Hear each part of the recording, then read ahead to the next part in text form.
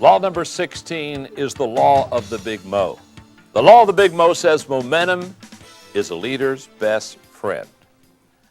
I have found this to be very true. In fact, with momentum, here's what I have found. With momentum, you can solve problems so much easier than if you don't have momentum.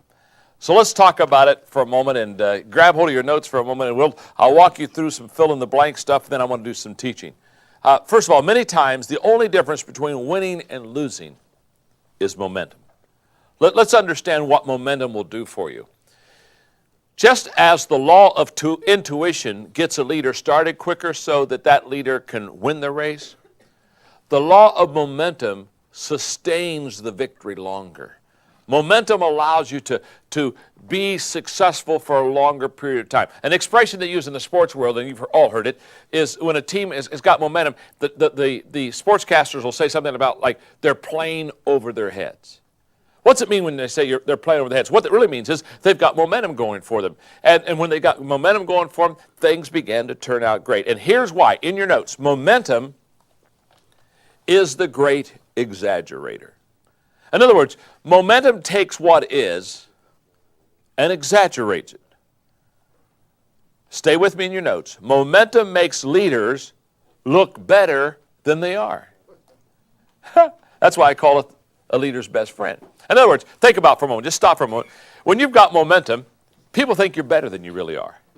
And isn't it fun to be a leader and have your people think you're really better than you really are? You know, and they're just saying, oh my goodness, what a leader. And you realize that you're not quite that good. Now, you don't want to stop the momentum and tell people that. But it's a great exaggeration. It makes the leader look better than he or she is. And momentum makes followers perform better than they are. It allows followers to perform more than that. So what you always want to do is you always want to have momentum because momentum is the leader's best friend. Now, let me just do the reverse for this for a moment. When you have no momentum, or you have negative momentum. Remember, Paul Harvey is the one who said, you can tell you're on the road to success. It's uphill all the way. So every once in a while I run to people and say, you know what? This is just great. It just seems like everything's coming automatically. Well, that means they're going downhill. And it's only a matter of time. Now, let me tell you something. When you lack momentum, just as positive momentum exaggerates things in a positive way, negative momentum exaggerates things in a negative way. So, no momentum makes leaders look worse than they are, and no momentum makes followers perform worse than they are. In other words, momentum is the great exaggerator. If you've got it, you look better than you really are. If you don't have it, you look worse than you really are. Now, what I want you to understand about momentum is this. With momentum, it takes less energy to solve problems. What discourages organizations more than anything else is problems. What discourages people more than anything else is problems. And so what happens is that when problems begin to bog you down, it seems like momentum begins to ebb. Now, the reason for that is the fact that the problem becomes bigger than the momentum instead of the momentum becoming bigger than the problem. So let me explain to you the difference. Here's the difference. What I have found in teaching leadership is this. Managers deal mostly with problems. That's just the nature of who management is. They deal a lot with problems. And nothing wrong with that because you got to deal with problems. Where management deals with problems and works on problems, what I found is leaders, they work on momentum. Leaders know that if they can create momentum, many of the problems they have in their organization will be solved. Let me explain to you what I mean. Here we go. A train going down the track 55 miles an hour. I mean, that train's just come. A train going down the track 55 miles an hour can crash through a 5-foot thick concrete wall, steel reinforced. It'll crash through that concrete wall and just keep on going. Why? Because it has momentum. It's moving down the tracks. A 5-foot thick concrete wall, steel reinforced, can't stop that train because it has momentum. That same train stopped dead on the track without any momentum at all.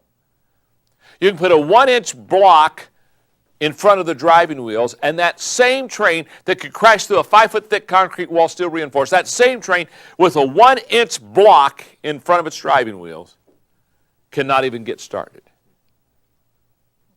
This is a huge example of momentum. It works the same in companies.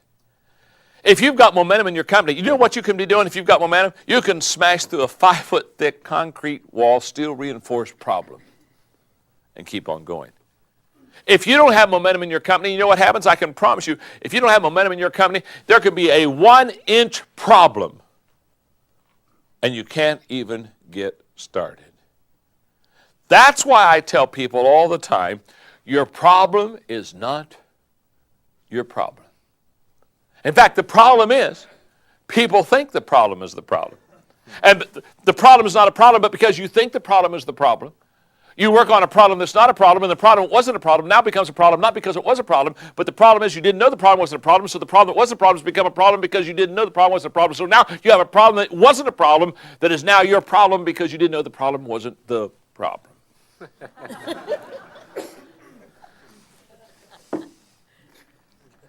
Some melancholic in the back is raising her hand saying, John, could you repeat that one more time? I didn't quite get all of it. I didn't get it. Now, here's what I'm saying, very simple.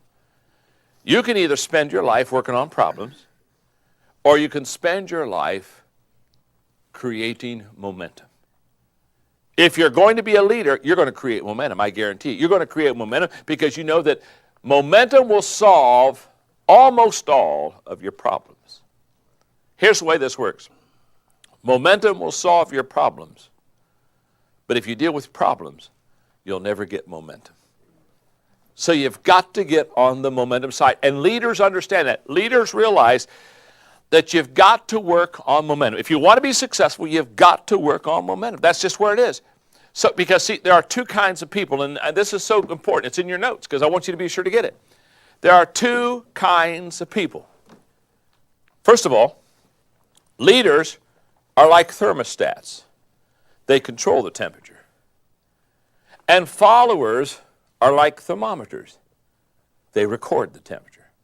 And you got to ask yourself the question, am I going to set the temperature? Am I going to create momentum as a leader? Or am I basically going to go around and record what the temperature is like most followers? And this is a very important issue. So what I want to do is I want to talk to you about if momentum is so important because it helps solve most of the problems in the organization, how do I, as a leader, create momentum for my company? How do I create it for my department? How do I create it for my organization? How do you move the big mo?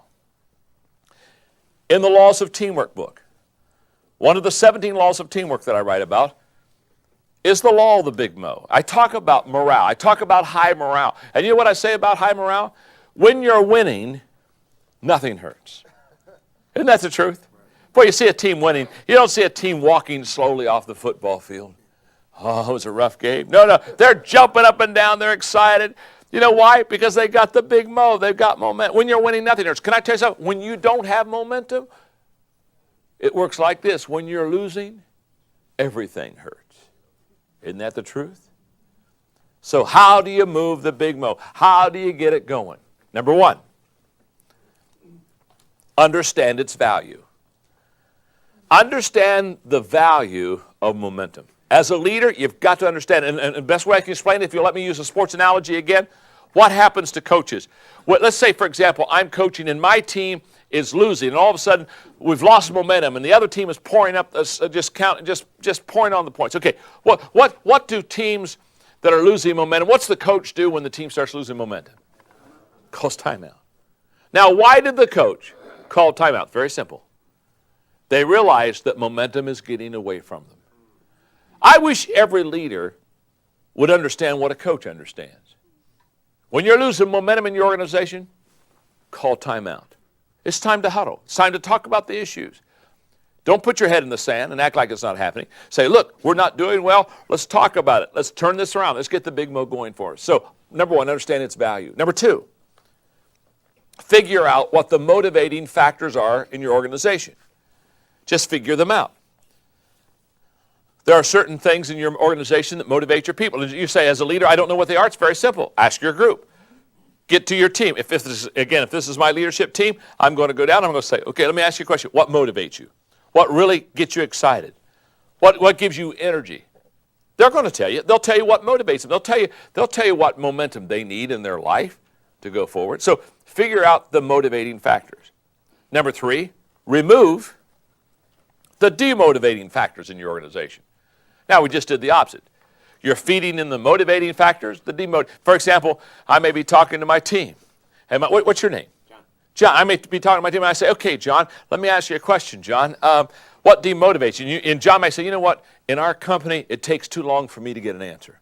Man, 3 weeks ago I wanted to know about something. I'm still waiting on the answer. All the bureaucracy and all the stuff, all the paperwork, I hate that stuff. And so I said, okay, John, one of your demotivating factors, obviously, is bureaucracy and too much paperwork. So what do I do as a leader? I say, okay, let's see how we can give you direct lines so you can get your answers. Okay, what I'm saying is leaders instill motivating factors to get the momentum going, and they remove demotivating factors.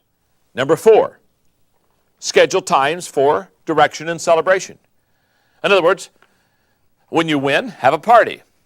And when you have the party, always give them direction for the next step. One of the greatest mistakes I find in celebrating is too many organizations celebrate, and it's just an end in itself. When you have a party over a victory, at the end of that party, say, you know what? Let me share with you where we want to go next. Always give direction at your celebration times. Always say, this is our next level. This is where we're going to go. Because the people already have momentum. They feel they can win. They feel successful. They feel good about themselves. They've got a victory under the belt. That's the time to give them the next challenge. Number 5, recognize and honor people who move the ball forward. Very simply put, find the people who move the ball forward, give them the credit, recognize them, get them up in front of the people. Very important. And by the way, if they're not moving the ball forward, don't applaud. It amazes me in so many organizations how we affirm people that aren't doing a good job. You've never seen a coach, when a ball player fumbled, stand on the sidelines and clap and say, "That a way to go." No.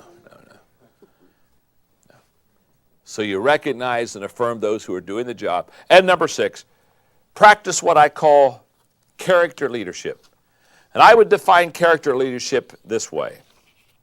Character leadership is when I lead with enthusiasm and hope, and the future doesn't seem very bright. In other words, the average person, when things don't look good, they sag.